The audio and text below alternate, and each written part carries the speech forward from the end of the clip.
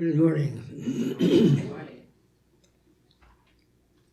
O thou, unto whom all hearts are open, all desires known, and from whom no secrets are hid, cleanse the thoughts of our heart by the inspiration of thy Holy Spirit, that we may more perfectly love thee and worthily magnify thy holy name.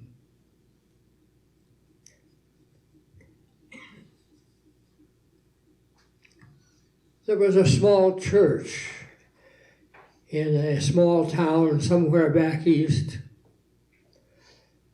It never could seem to keep a preacher. The mother church would send somebody there, and he would stay for a year or maybe 2 years, and they'd have to replace him with somebody else. And this went on for some years, till finally they got a man in there that stayed for maybe 6 or 7 years, and they wondered what had happened. So they sent out a scout, and the scout went to the town, the village, and checked it out, found an old-timer, and asked him, how is it you've been changing ministers all this time, and now you've got one that stayed such a long time? What's the deal? And the old fellow said, well, I'll tell you, sir, folks around here don't really want no preacher at all. This is about the nearest they've ever come to it.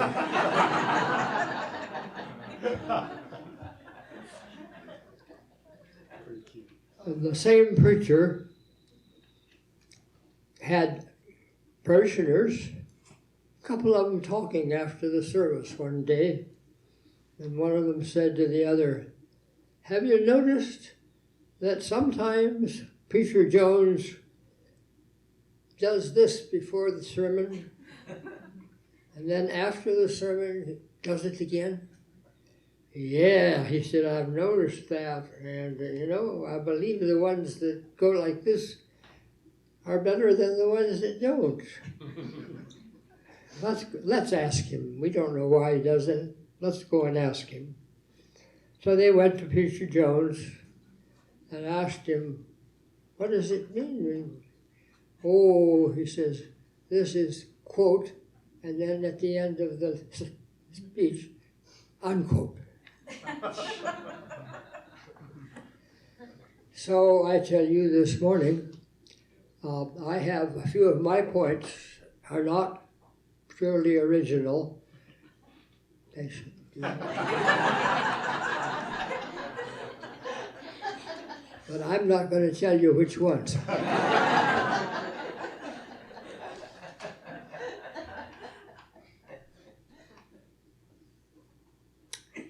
My teacher, my trainer and teacher in San Francisco, always said it is better to evoke the higher mind than to wrestle with the lower one. I'm sure that's true, and my opinion is that all during the year you've heard about the higher mind and about wrestling with it. I thought today, for our last lecture, we'd get down to a little lower level and talk on the psychological level and deal with things that the mind itself wrestles with.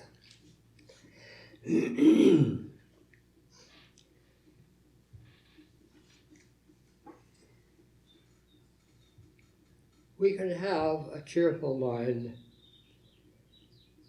when our mind doesn't need to be right. Can you lose the argument and not be depressed by that? Or angry? Two very possible reactions to losing an argument. Be open. Make a calm analysis of why you lost. Be open to the new. Don't depend on the old. We can have a cheerful mind when we no longer need to compare ourselves with others. I recall so well my training under this Swami. He was forever quoting Swami Yogeshananda, and one of his favorite quotes was, "Each is great in his own place." There's no need to compare oneself with others. One might make a mistake about it anyway. We don't have to compete.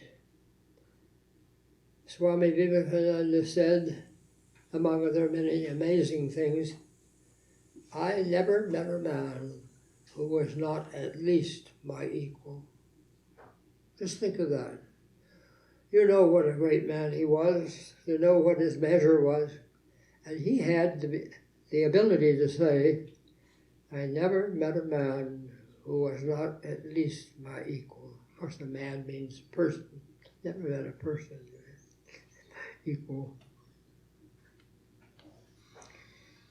We can have a cheerful mind when we no longer need to compete. Not even in our own head. Compete with our neighbor, our friend, our relative, those close to us, even those at a distance.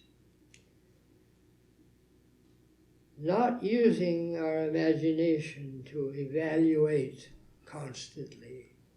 We do so much time, spend so much time evaluating other people, evaluating ourselves, trying to make ourselves bigger than we actually are, and not realizing that we are much, much bigger than we think. We can keep a cheerful mind if we no longer need to compete like that, not even on our own head. Finding ourselves, our true selves, but that goes into the upper dimension, which I'm trying to avoid a bit this morning. Find ourselves believable, and find ourselves able to compete, not to compete, to complete. Find ourselves able to complete ourselves, not to compete with others. We can keep a cheerful mind when our mind can be creative, but without needing anyone to know. Now that's hard. People who are creative almost always have to put it out, forward. Somebody's got to know, if I invent a new way to solve a problem, I got to tell everybody about it. And that doesn't make for a peaceful mind. Most creative people, authors, poets, musicians, artists, inventors, are very unhappy unless they can show it off. Am I talking about art for art's sake? No. No, that's a separate subject. Art for art's sake is not involved here. It's a question of putting labels on things. You know, in India, in ancient times, all the great sculptures and all the great paintings, all of the works that people, great men did, were kept anonymous. They didn't sign paintings. They didn't sign carvings on the cave walls. They didn't sign compositions, poetry or music compositions, generally speaking. So somebody found out, perhaps, what it was, whose it was, and put a label on it, but they themselves didn't do that. And that was the Indian tradition. So how to be creative without having to spiel about it? That helps to make the mind peaceful.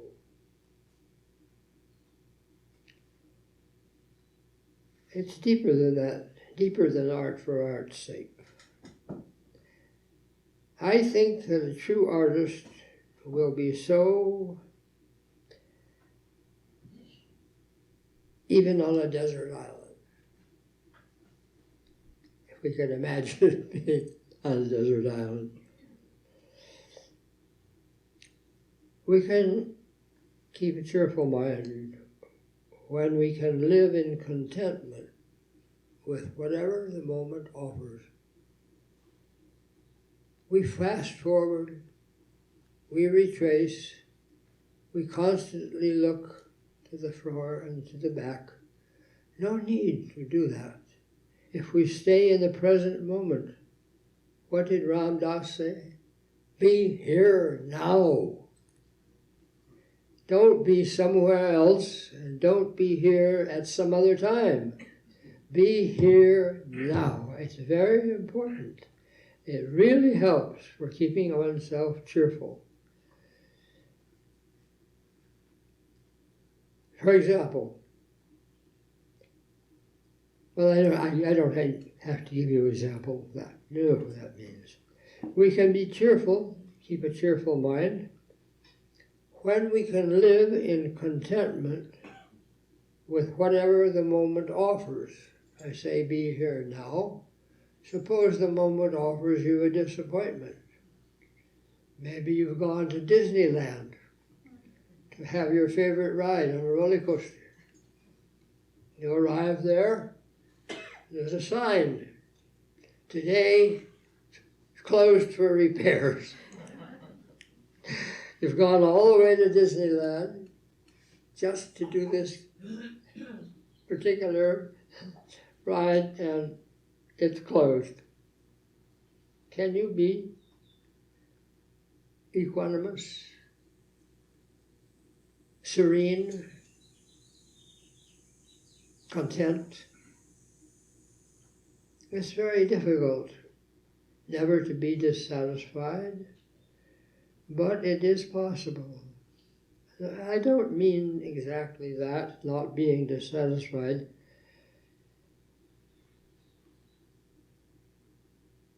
But you practice contentment. Swami Yogeshananda, my trainer, once gave a lecture, a whole lecture like this for an hour on the practice of contentment.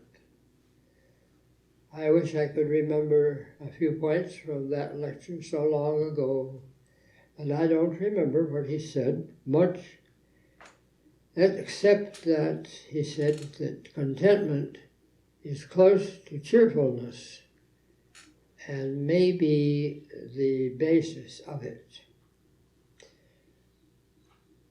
It may be the basis of cheerfulness if you can be just content with what happens.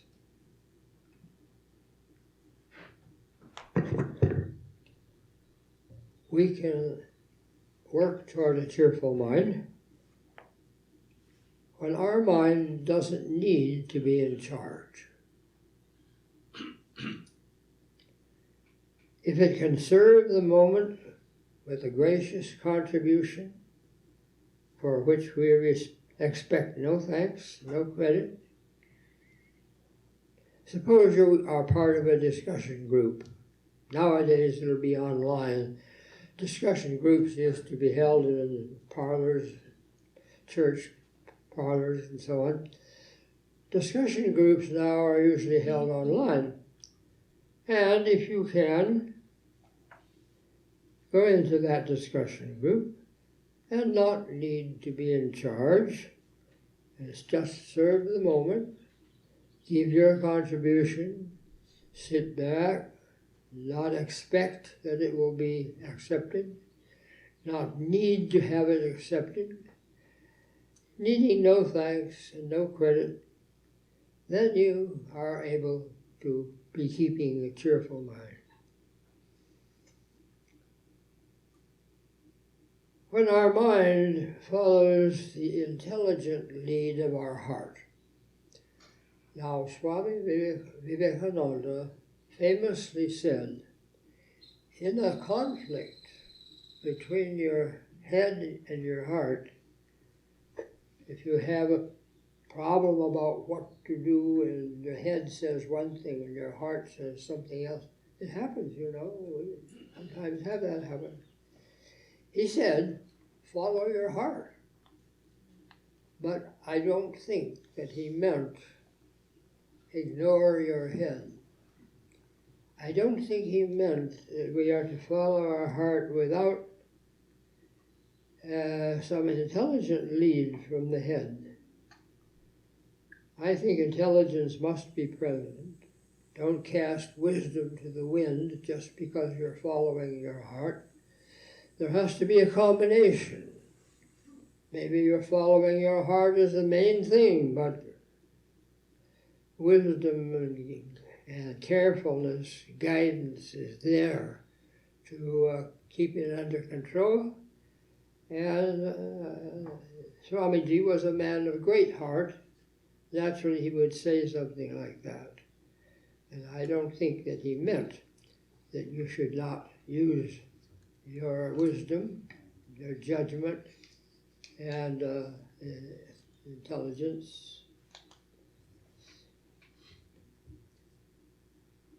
We can be keeping a cheerful mind when our mind may be feeling curious and interested, but not suspicious or challenging. You're with a group of people, maybe small, maybe large,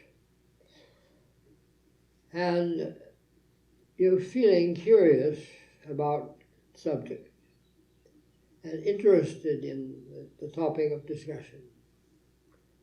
But you're not suspicious and you're not cantankerous. You don't want to challenge the speaker in any bellicose way. Suppose you're in a committee, part of a committee. It has been, a new idea has been put forward, a new proposal has been put forward by somebody in the group. And a new procedure is to be undertaken. The way we face it, the way we deal with it, the way we undertake it in our intelligence will guide whether our mind remains cheerful or not. We have to be very careful about that. When our mind does not brood over injuries.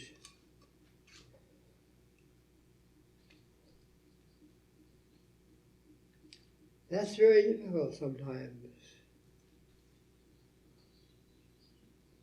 In Atlanta, we had one of our parishioners who had been robbed, virtually robbed by his brother, his elder brother.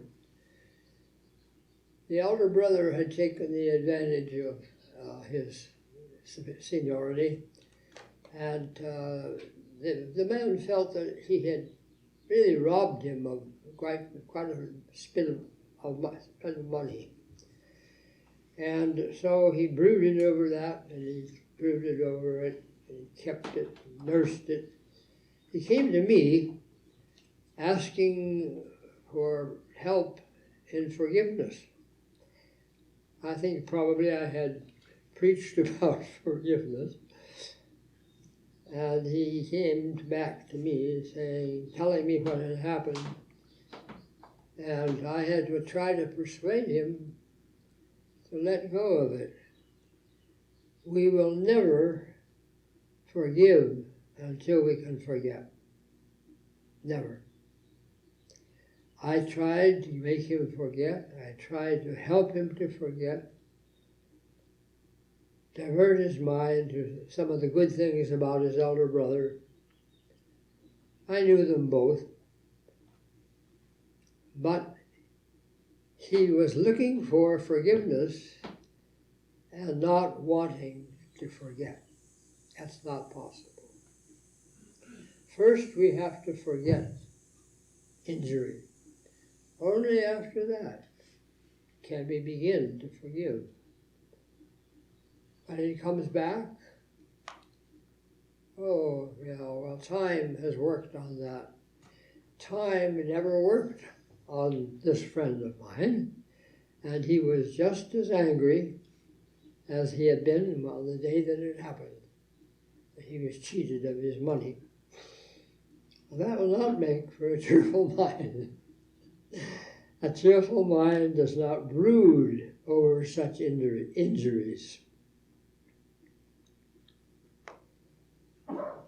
Well, we can keep a cheerful mind when we do not need to humiliate, critique, or defeat those who have hurt us or bested us.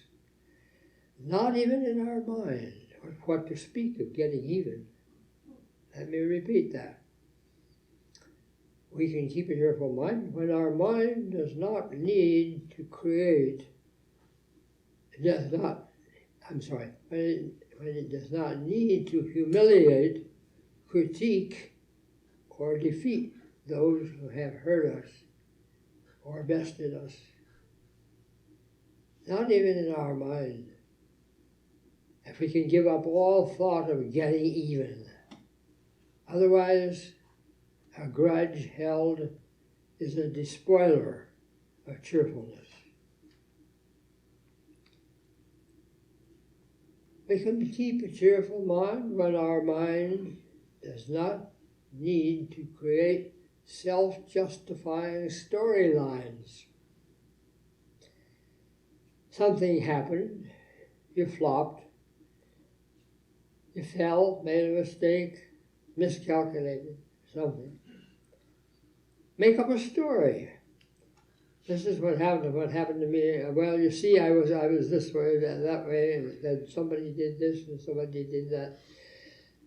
Again, I go back to my early monastic years.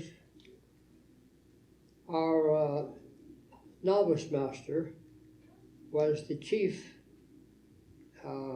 assistant of the Swami. Swami was Indian, the novice master was American, and he had all of the answers that the Swami didn't have, so he depended on him a great deal. And he was, at first, quite prone to justifying his mistakes. He would go out to do an errand, a job for the Swami, and make some kind of failure of it, come back, and give a long spiel about why it had been a failure and what was the matter with the situation and what. And I remember how the Swami came down with his fist and said, "Give up this self-justification forever. Give up this self-justification forever. Can you accept yourself as you are? Somebody who makes mistakes, somebody who is sometimes blamable. Can we accept our own failings? Can you accept yourself as you are, warts and all?" See, the word self-satisfied has two different meanings. If we are satisfied with the little self, it spells trouble for cheerfulness. But if we are satisfied with the capital S self, there's a very different feeling, a very different mood inside. But that's getting up into the spiritual realm where I said I wouldn't go today. Couldn't help it, because it's good to be self-satisfied if the S is a capital S, and not good if it's a small s. We can keep a cheerful mind when our mind can let go of obsessive thoughts. We want only one obsessive thought, God. It's okay to be obsessed for God, but otherwise, give up obsessive thoughts. It's not the time for analysis now, but be your own analyst. When your mind does not divide and always condemn one side or another in an argument, then you can have peace of mind. When you have balance, in the mind, and you can tell the truth is not all one-sided, when you can see the untruth in the truth, and the truth in the untruth. This is not found in politics. I couldn't do better to hold up the bad example of this than to point to today's problems. In the news, on the radio, on the screen, constant lack of balance, extremes of opinion, of analysis. That's politics. As I read and as I listen, I realize there's no balance there. How can the mind embroiled in such affairs ever be peaceful, ever be cheerful? We can be cheerful in mind when faced with a dilemma and we see on both sides truth. Truth here, truth there. I can know that I have truth on both sides. Suppose you're called for jury duty. Now, I don't know how many of you have served jury duty. Fortunately, we are, as monks, generally we're excused from it. But I have had that experience in my life a couple of times. I've had to go for jury duty. And you're asked to arbitrate, is this person guilty or not guilty? It's a life decision. It's a serious affair. You may be condemning a person to a very serious judgment. It's tough. You have to arbitrate. Can you find truth on both sides and come to an even decision? And trust yourself. Only then can we have a cheerful mind. When our mind fills in the gaps,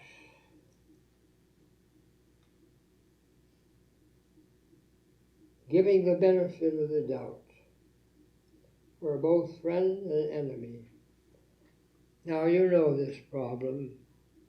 A friend asks you to do something for him or to make a judgment for him.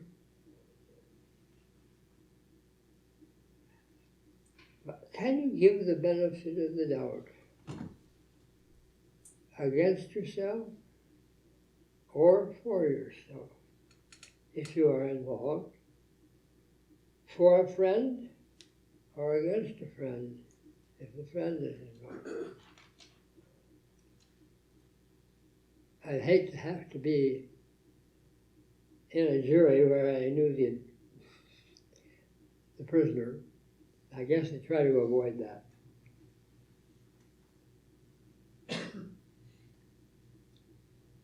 We can be cheerful in mind when our mind can wait, listen, and learn. I recently published a book, The Life of a Swami in France. The title of it is Learning, Listening, Loving. And the really important stage in his life was the listening. One of our most prickly devotees, a friend of Swami Vivekananda, an old friend, she refused to call herself a disciple.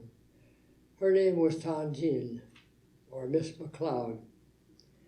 Miss MacLeod advised this Swami when he was sent to France. She said in a very pointed way, you know, you Swamis, you're just too eager to deliver your own message. You don't stop and listen.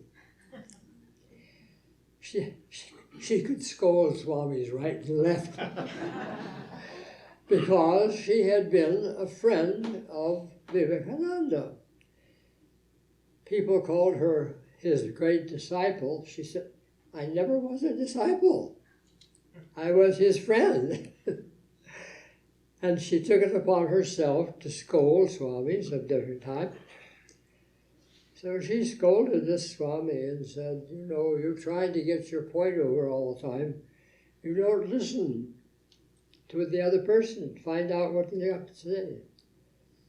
And that Swami mended his ways, and there was a period in his life when he listened to many great men and took in and absorbed what they had to say before he became himself a preacher.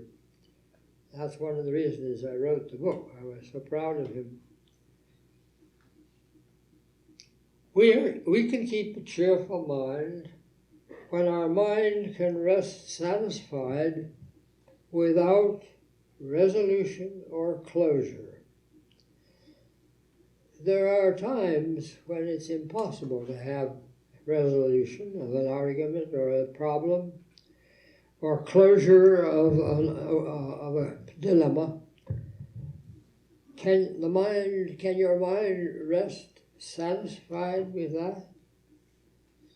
We keep speaking in open mind, but I'm being more specific. The situation, by the way, not so open that your brains fall out. Somebody told me that once. Keep an open mind, but not so far open that your brains fall out.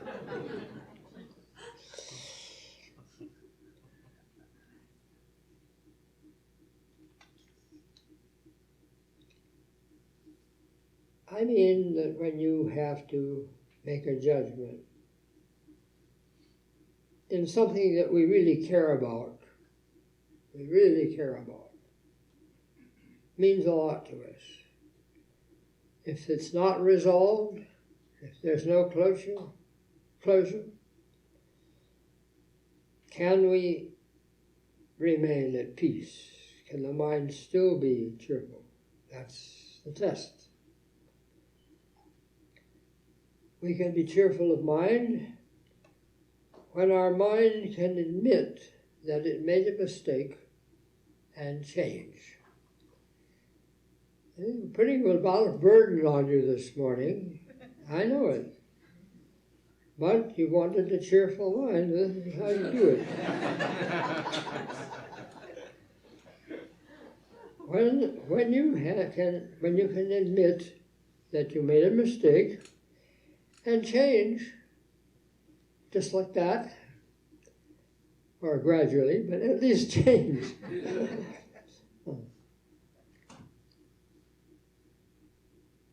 Reluctance to change when we are wrong is just laziness. It's drag. India would call it tamas. We're slowed down by our reluctance. It's mostly laziness. When we don't need to complain or worry in order to get motivated. Through negativity, we often feel disinclined to get motivated, towards something we know we have to do, something that's dependent on us, and we're reluctant. But if you don't need to complain and you don't need to worry, and you can remain cheerful, even when you feel reluctant to get motivated, then you can be cheerful. There are some people who can be creative only when things go wrong. That's interesting, isn't it? It's strange, it's funny. There are some people who have to have things go wrong before they can be really motivated and solve problems. Problem busters. Most problem busters overdo. But anyway, we have to be able to bust problems in order to remain without complaint or worry. And here's one you have to ponder. We can be cheerful in mind when we can actually love with our mind. Now, take a deep breath. Loving is usually done with the heart. I know that. Usually we have to call up emotion. We have to bring up our depths of feeling in order to love. Love generally for us means some kind of excitement, some kind of upset, disturbance, even if it's good. But loving with the mind is an expression that I only recently heard, and I think I understand what it means a little bit. One loves with the mind when one partially understands. Need not be a wholesale commitment, but to love just enough to make that object dear to you. That's one to think about. I can't fully explain it. We can be cheerful in mind when we are not crushed by national or world events. Now this may be terrifically hard right now for some people. It may be tough. People who care about foreign countries, people who come from foreign countries, who have relatives, friends, close friends, in troubled lands where there are wars and battles and contentions and killings and bombs and all kinds of things. Not to be crushed, not to be undone. It demands a good bit of cheerfulness. But we can do it. We have to do it. And here's one. She doesn't do things the way I do. There must be something wrong with her. She doesn't do things the way I do, so there must be something wrong with her. You ever hear that? You ever say that? Well, of course, it's obvious. If you're going to make that kind of judgment, too bad for you.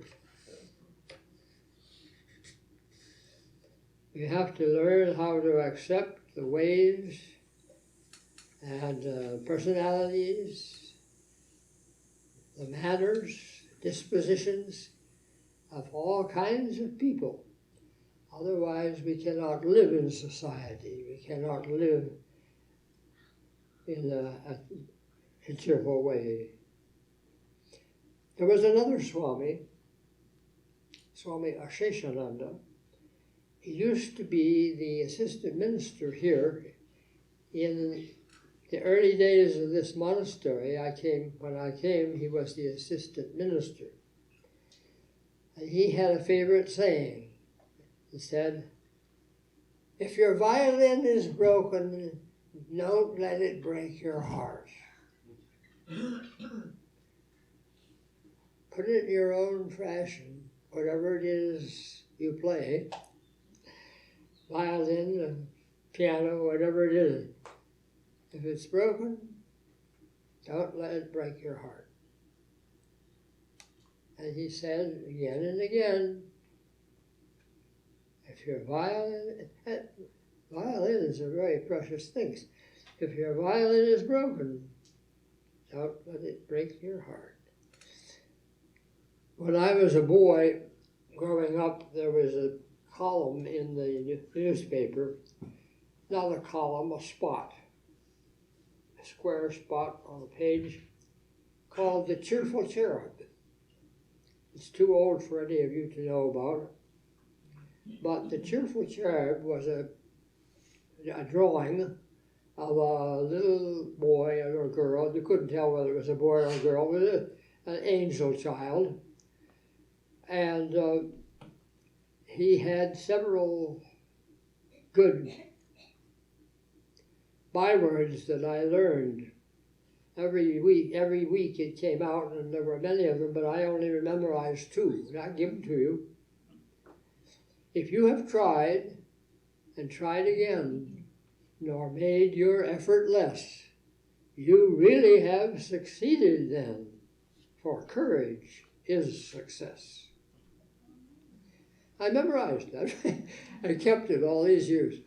And the other one is, although my way seems hard, I'll waste no strength in crying, for no one ever really failed unless he gave up trying.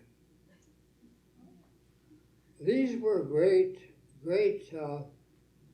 encouragement in the days of depression. It was the Great Depression, and you have no idea how sorrowful people were. And these Cheerful Cherub was published to try to cheer us up. Sometimes it succeeded. Well, you know, we're cheerful in changing the things we can change, accepting the things that we cannot change, and being wise enough to know the difference. The Serenity Prayer is a lead to cheerfulness. When your mind can stop judging and critiquing itself like it's doing today, they'll be better off when you don't have to critique yourself anymore. If you can find the divine in everything, and we cannot leave this subject without moving up to the spiritual level. As the Swami said, it is better to evoke the higher mind than to wrestle with the lower one. We have spent this hour wrestling with the lower one, and now it's time for us to think about reaching that higher mind, which we are. If we knew ourselves, we would know that that is what we are. Our higher mind is always cheerful, cannot be anything else. So it's better to call up and try to realize and experience the higher mind than to work out all these psychological problems on the lower level. We are to find the divine in all things, all of our choices, all of our antagonists and protagonists, everything. Find the divine mind behind all of our problems, and it will be forever cheerful.